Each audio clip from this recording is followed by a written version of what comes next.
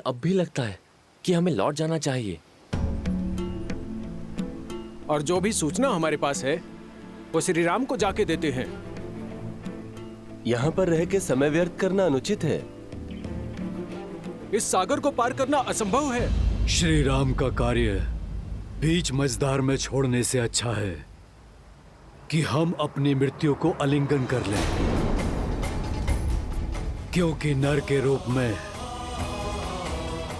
साक्षात नारायण है वो। आप उचित कह रहे हैं ताजश्री जामवंत।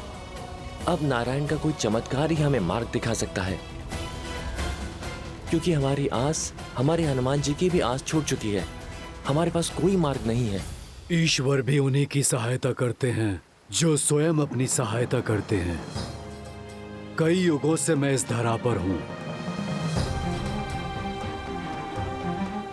जानता हूं कि जिस कार्य में श्री राम का नाम हो वो कार्य कभी अधूरा नहीं रह सकता। कोई ऐसी समस्या नहीं जिसका कोई हल ना हो। हमें बस श्रद्धा के दीप में आस की लौ जगाए रखनी होगी।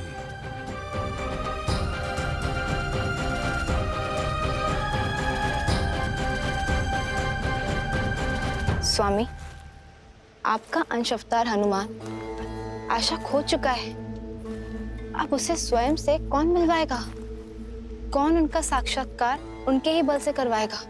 जामवंत, क्योंकि हमारी रचाई इस लीला का सबसे अधिक बोध उन्हें ही है। जीवन और इतिहास के ज्ञान का अद्भुत समन्वय है जामवंत। वो जामवंत जो स्वयं ब्रह्मदेव के मुख से वृक्षों के राजा बनकर प्रकट हुए थे। तो श्री राम की कथा में जामवंत की और भी भूमिकाएं? हाँ देवी, आने वाले इस धर्म युद्ध में जामवंत श्री राम के सहायक, उनके मार्गदर्शक बने। पिछले कई युगों से भगवान विष्णु के राम अवतार की प्रतीक्षा में थे जामवंत। स्वयं को इस पावन उद्देश्य के लिए तत्पर कर रहे थे जामवंत। युगों से? हाँ देवी, जामवंत कोई साधारण वृक्ष नहीं, नारायण के हर रूप, हर स्वरूप के साक्षी रहे। फिर वो चाहे बराह अवतार से लेकर नरसिम्हा अवतार हो, या फिर समुद्र मंथन से लेकर वामन अवतार तक, जामवंत इन सभी घटनाओं के साक्षी रहे। जब भगवान विष्णु ने वामन अवतार में असुरराज महाबली का दमन किया था, तब 21 बार भगवान वामन की प्रदक्षिणा देने वाले जामवंत ही थे। और अब राम अवतार में, राम रावण युद्ध में श्री राम के गुरु बनकर उनका मार्गदर्शन करने का दायित्व भी जामवंत। भला हमें से लंका तक कौन जा सकता है?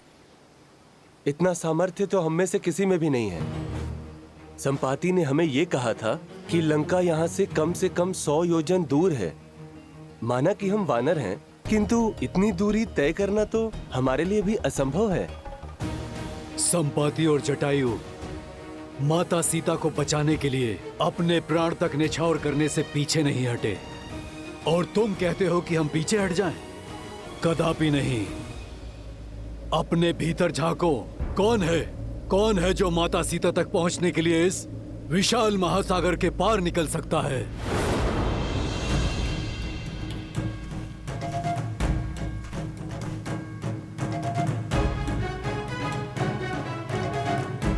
जामवंत जी, मैं 20 योजन तक छलांग मार सकता हूं। मैं 40 योजन। युवा अवस्था में मैं इतनी दूरी पार कर सकता था, किंतु अब शरीर में उतना बल नहीं।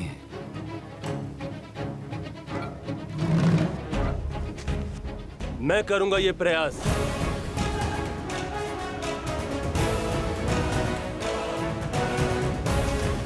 तुम्हारे सामर्थ्य पर संदेह नहीं है अंगद। मुझे ज्ञान है कि तुम वहां तक पहुंच तो जाओगे, परंतु वहां से लौटने की शक्ति शेष नहीं बचेगी। और फिर तुम युवराज हो, तुम्हारी रक्षा हमारे लिए आवश्यक है। और तुम्हारा यहाँ सेना के साथ रहना भी आवश्यक है।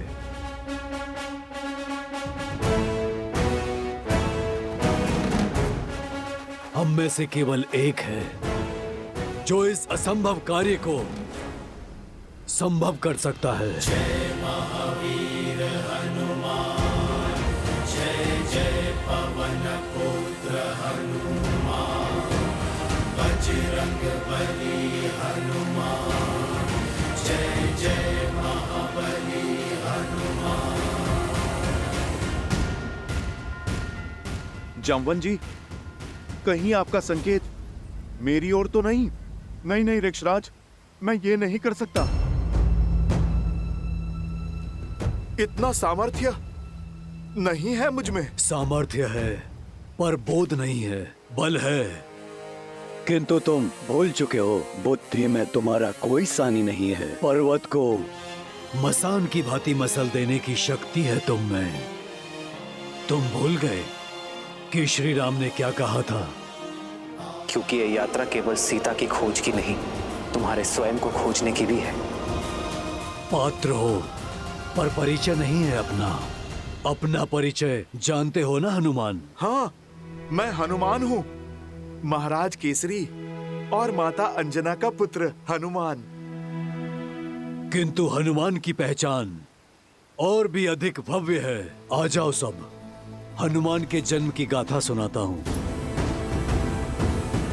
उन्हें उनकी वास्तविकता का बोध कराता हूँ।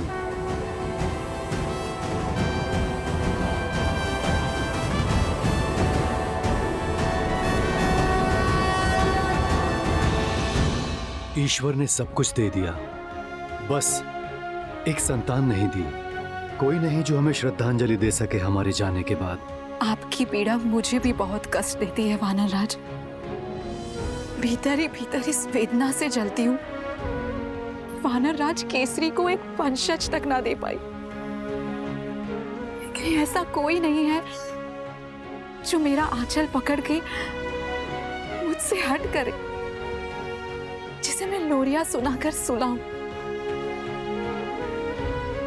मुझे लगता है अब केवल महादेव ही हमारा कष्ट हर सकते हैं।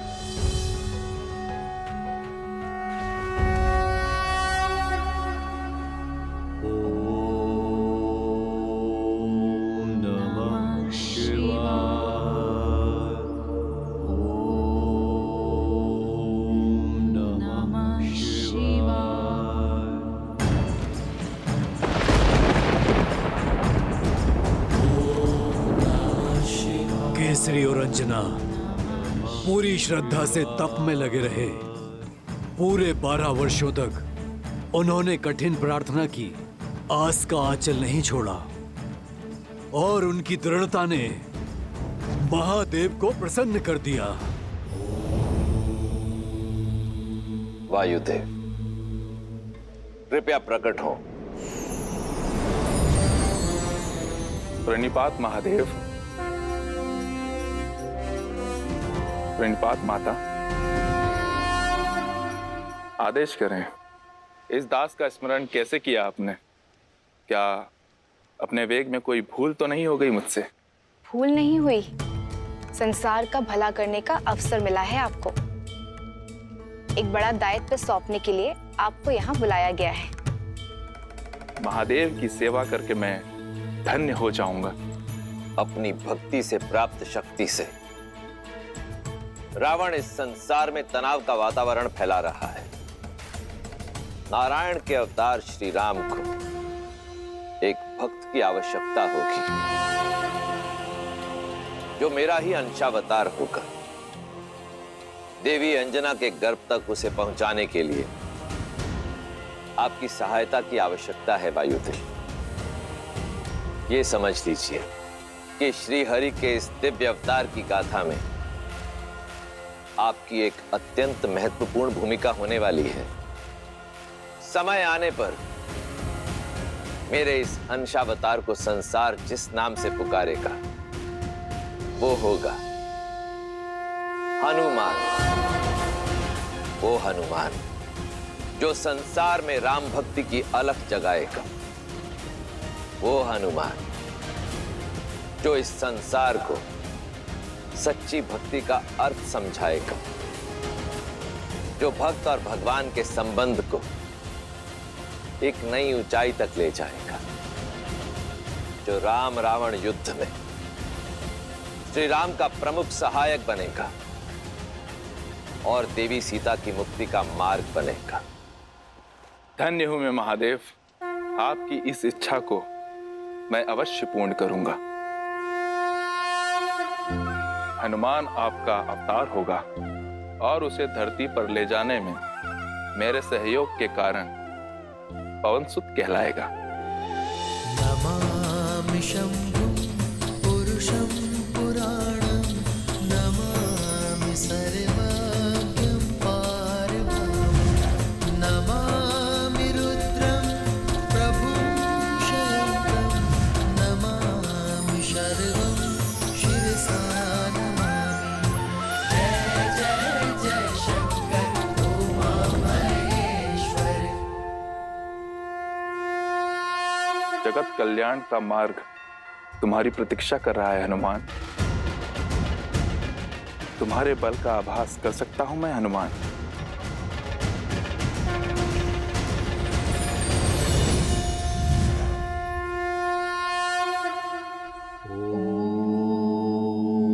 नमः शिवाय।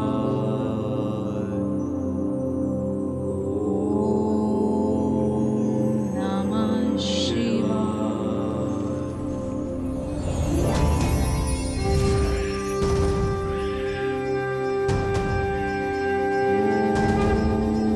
नमः शिवाय।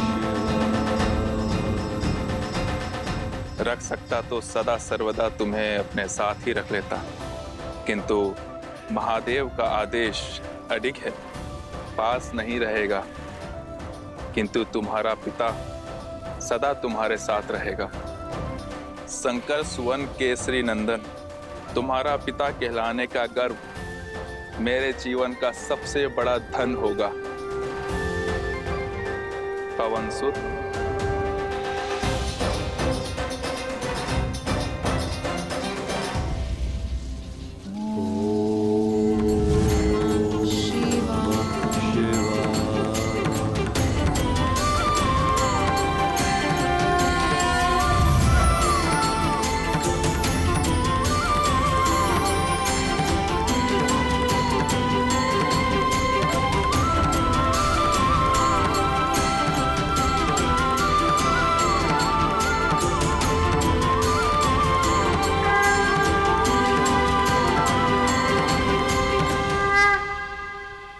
तो मेरा जन्म महादेव की इच्छा से हुआ।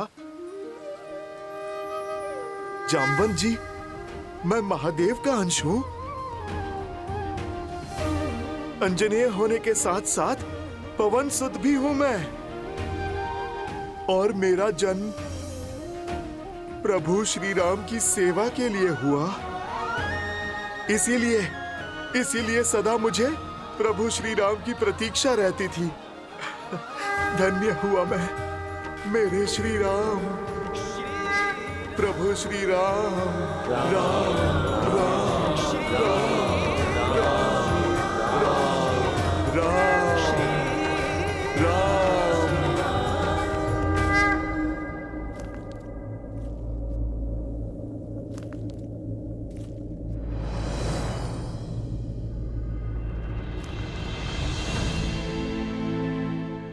चिंता ना करें मित्र, हनुमान जो दायित्व लेते हैं उसे वो अवश्य पूर्ण करते।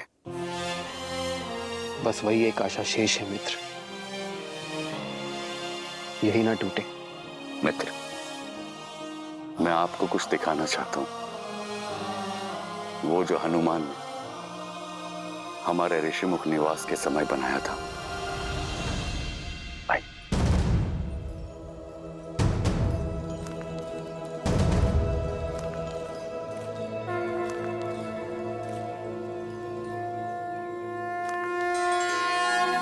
मेरी मूर्ति ये हनुमान ने बनाई है मेरे लिए?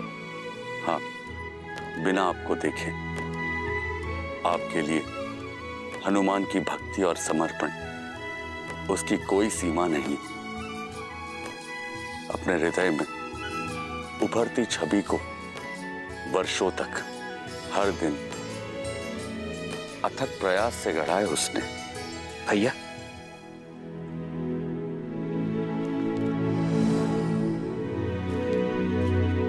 देखो लक्ष्मण, हनुमान ने मेरे लिए ये प्रतिमा बनाई है।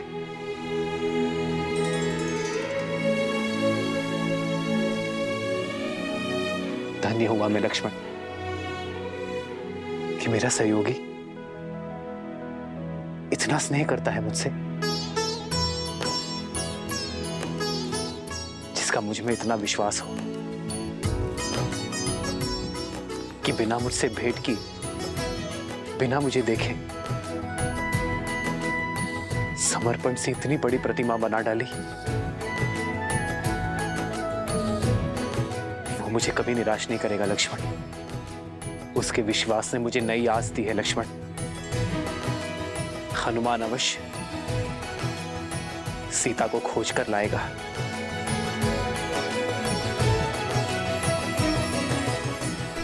बन गया, परंतु उसे पाने का मार्ग कैसे ढूंढूं?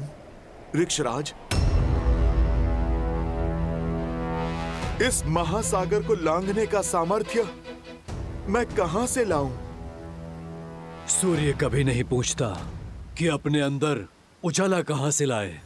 इस तुच्छ सागर को महासागर कह रहे हो तुम कदाचित भूल रहे हो, अपने बाल्यकाल में तुमने बहुत ऊंची छलांग लगाई थी। इतनी ऊंची छलांग कि ऐसे सहस्त्र समुद्रों की दूरी उसमें समा जाए। सहस्त्र योजनों की छलांग लगाई थी तुमने हनुमान। वो छलांग जिसने केसरी नंदन मारुति को हनुमान बनाया। अपने जन्म और उस असंभव छलांग की कथा सुनो हनुमान। अपना बल, सामर्थ्य और स्वयं का परिचय पा जाओगी।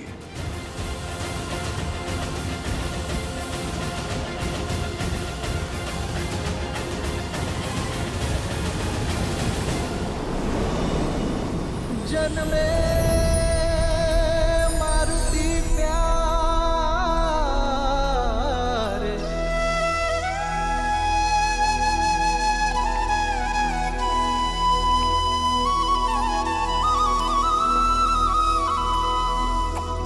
जन्मे मारुति प्यारे।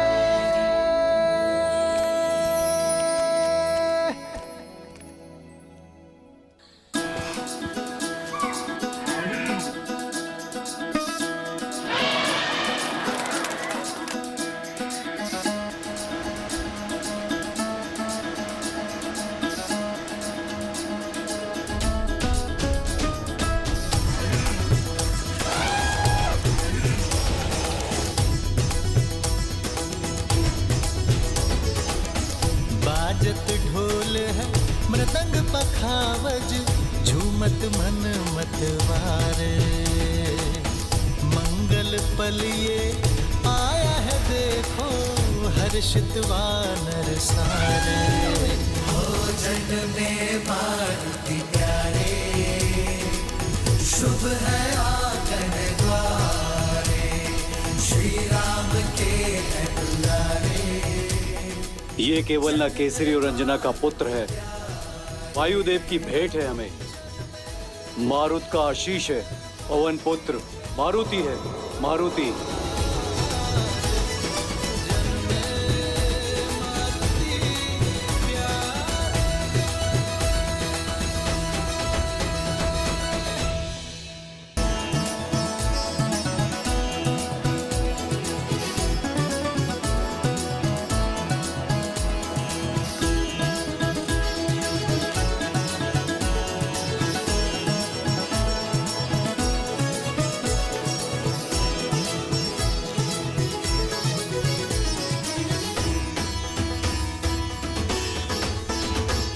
सूरज सा मुकदम के चंचल नटखट नैना, तू भगवान का रूप है, तुझ सा भक्त कोई ना। सूरज सा मुकदम के चंचल नटखट नैना, तू भगवान का रूप है, तुझ सा भक्त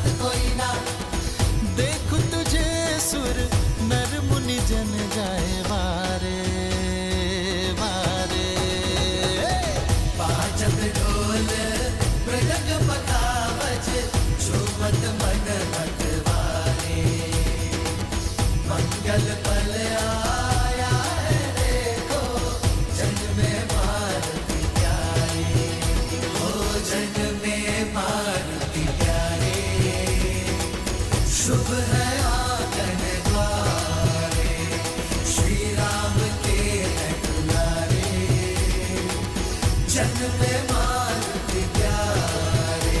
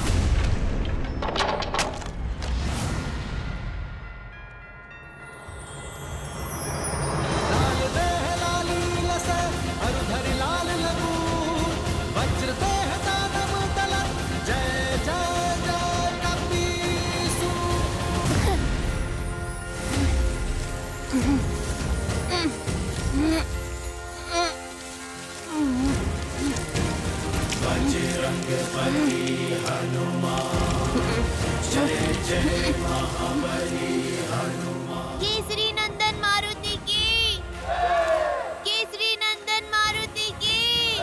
जय महावीर हनुमान, जय जय पवन पुत्र हनुमान। पवन सुत और महादेव के अंश हो, वायु की प्रचंड शक्ति और महादेव के अनन्य क्षमता के साथ जन्मे हो तुम, और इसलिए तुमने वो उड़ान भरी जो कोई नहीं भर पाया।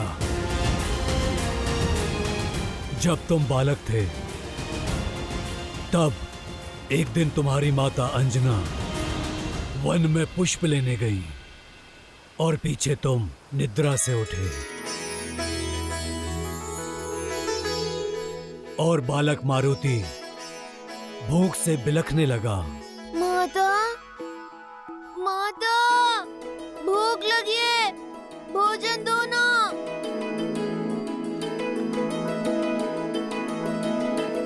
माता, माता, माता।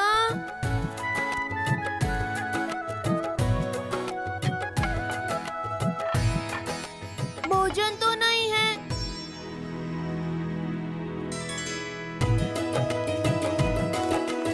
देखो मारुति आ गया, आ गया। अरे मारुति तुम आ गए। हमने कुछ रसीले आम देखे, किंतु वह इतने ऊपर हैं कि हम तोड़ नहीं सकते। क्या तुम तोड़ लाओगे? हम लोग साथ में खाएंगे। भूख तो मुझे भी लगी है, किंतु माँ कहती है स्वयं से पहले सदा दूसरों के बारे में सोचना चाहिए। चलो पहले तुम्हें खिलाता हूँ। चलो चलो मेरे साथ, चलो चलो।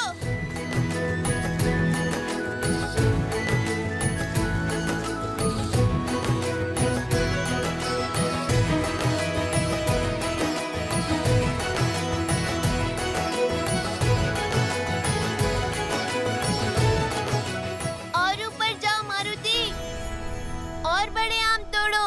मारुति मारुति मारुति मारुति मारुति मारुति मारुति मारुति मारुति मारुति मारुति मारुति मारुति मारुति।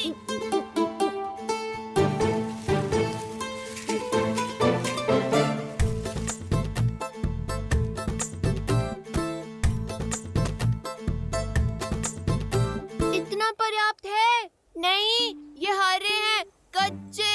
और ऊपर जाओ, लाल चमकीले आम तोड़ो।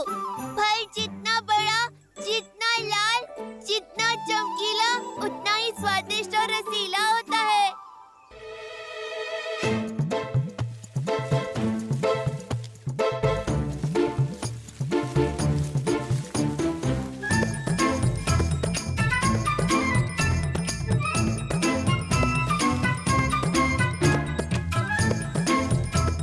इससे भी लाल और रसीला। सबसे लाल, सबसे मधुर आम सबसे ऊपर लगते हैं।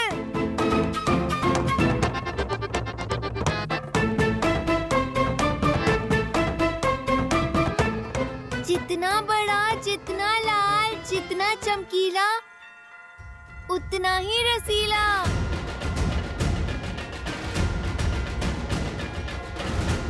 मुझे यही फल खाना है। बुद्धू, वो आम नहीं, सूर्यदेव है, सूर्यदेव। लाल देह लाली लसे मरुधरि लाल लगून, वज्र देह दानव तलन, जय जय जय कपीसू। देवी अंजना को बताना होगा, हनुमान संकट में है। जय जय पवन पुत्र हनुमान।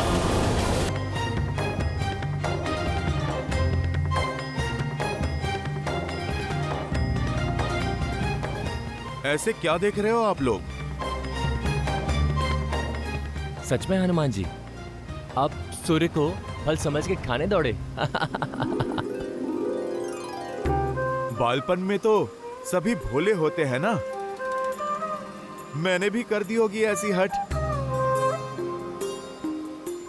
मुझे नन्हा नन्हा आभास तो हो रहा है उस क्षण का,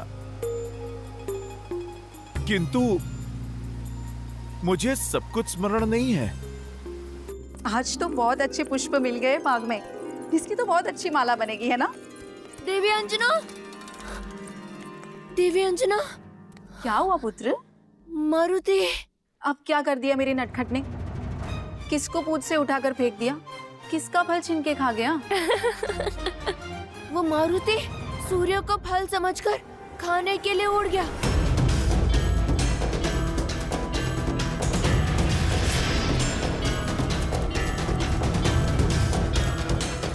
मारुति, पुत्र लौट आओ! मारुति!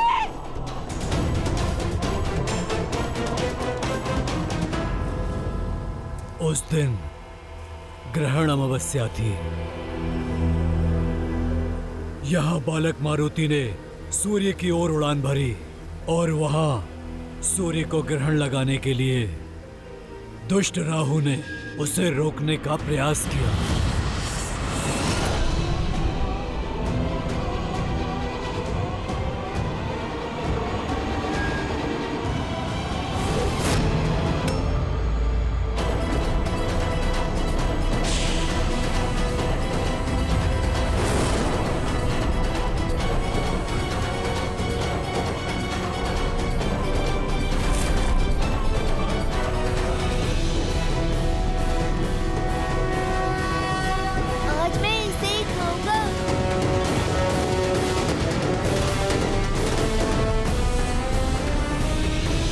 बालक, कहाँ जा रहे हो?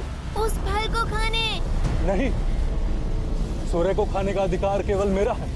माता तो कहती हैं, प्रकृति में सबका समान अधिकार है। ये जो भी है, मारुति के वेग को स्पर्श तक नहीं कर सकता। ये रसीला फल मैं ही खाऊंगा।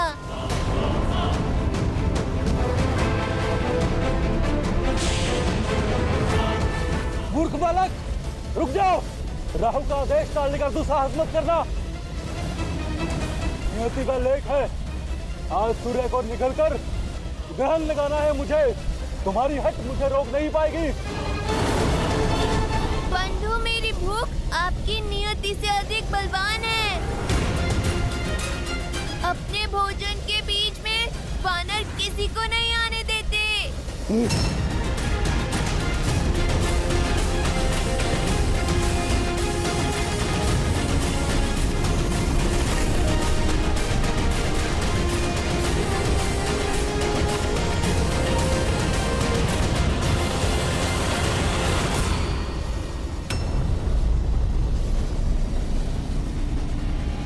अच्छा, मेरी टांग खींचोगे?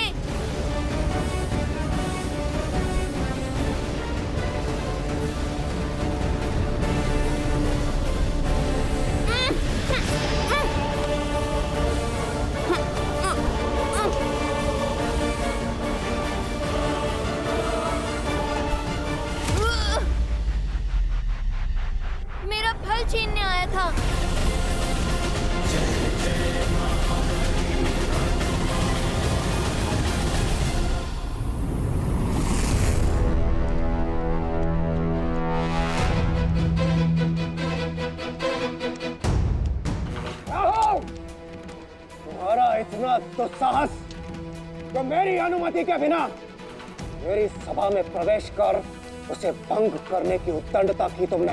इंद्रदेव, आज एक असुर नहीं, एक ग्रह देवराज से रक्षा की विनती करने आया है। एक तुच्छ वानर बालक की हट ब्रह्मांड का संतुलन भ्रष्ट करने जा रही है।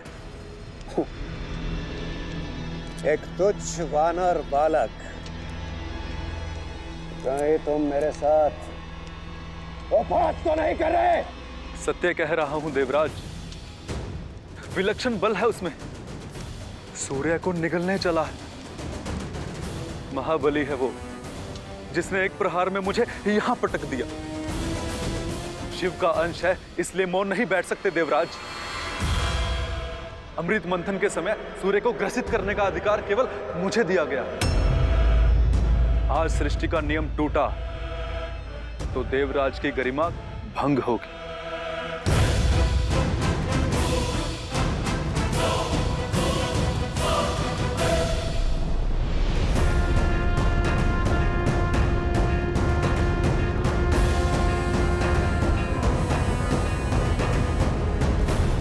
रुक जाओ बालक,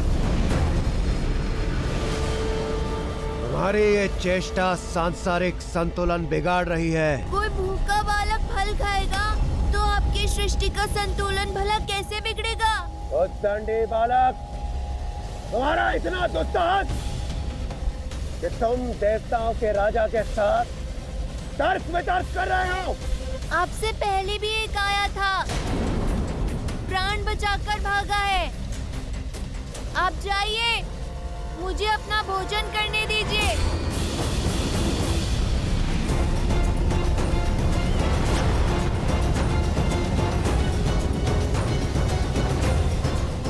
रुक जाओ मूर्ख, सूर्य के समीप जाते ही भस्म हो जाओगे तुम।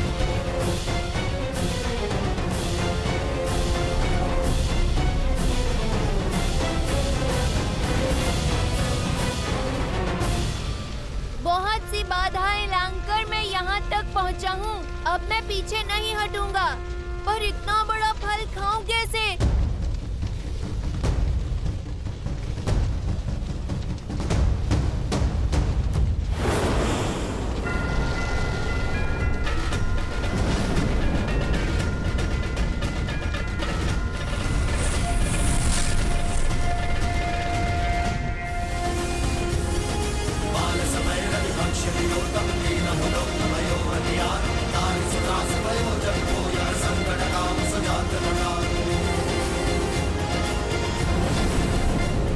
प्रतीत होता है ये ऐसे मानेगा नहीं।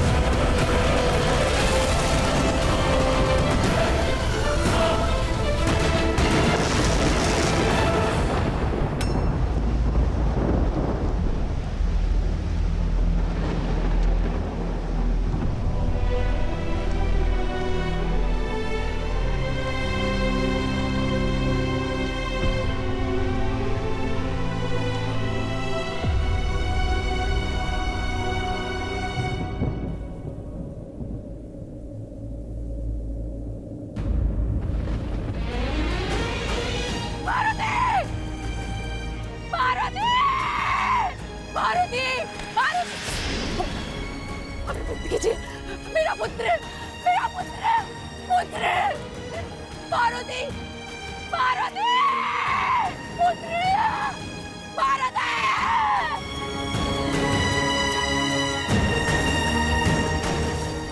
पुत्र, उठा पुत्र, पुत्र उठो। मारुति आंखें खोलो पुत्र, निद्रा से जागो पुत्र।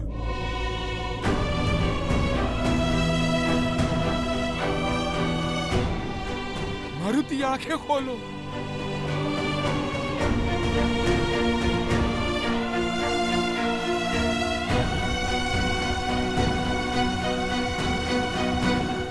तो क्या मारुति की मृत्यु हो गई?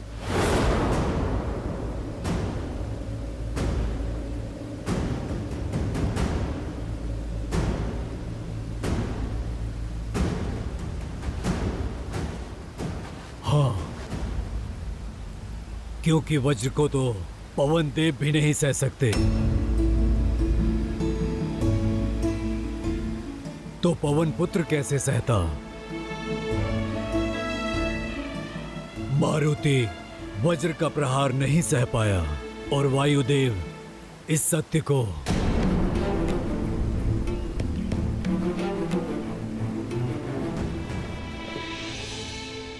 पुत्र आंखें खोलो पुत्र, पुत्र आंखें खोलो पुत्र। ये ठीक नहीं किया इंद्रदेव। एक बालक की अबोधता के लिए उसके प्राण ले लेना, उसका अंत कर देना, ना ये न्याय संगत है और ना ही नीति है। जिस संसार में एक अबोध बालक की बाल हट का दंड मृत्यु है, वो संसार पीड़ा पाने के ही योग्य है। अपने पुत्र के अन्याय का दंड मैं अवश्य दूंगा इस सृष्टि को।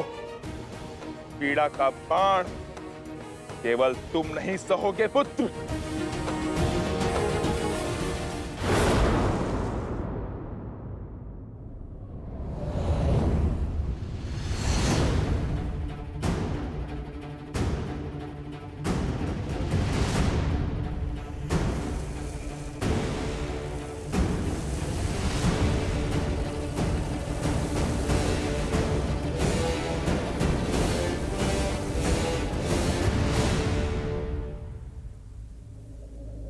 मारुति,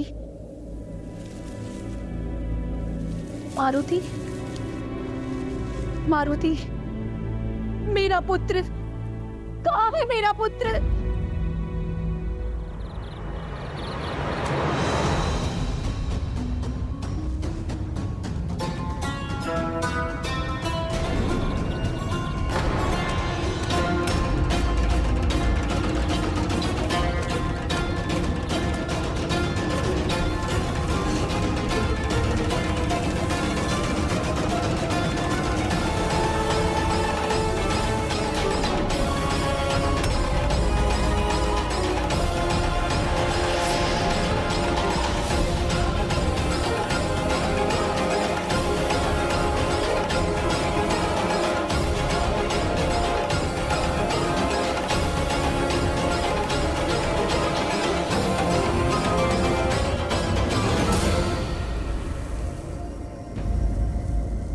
मेरी पीड़ा ने संसार के अनगिनत जीवों के प्राणों पर संकट ला दिया है, परंतु जब तक ये संकट समाप्त नहीं होता, मेरा मारुति पुनः श्वास नहीं लेता, तब तक मैं किसी को भी श्वास नहीं लेने दूंगा।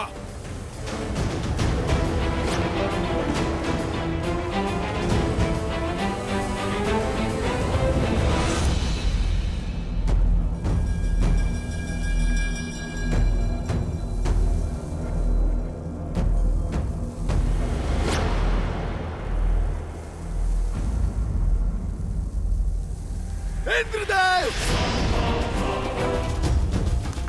अब आप यहाँ क्यों आए हैं?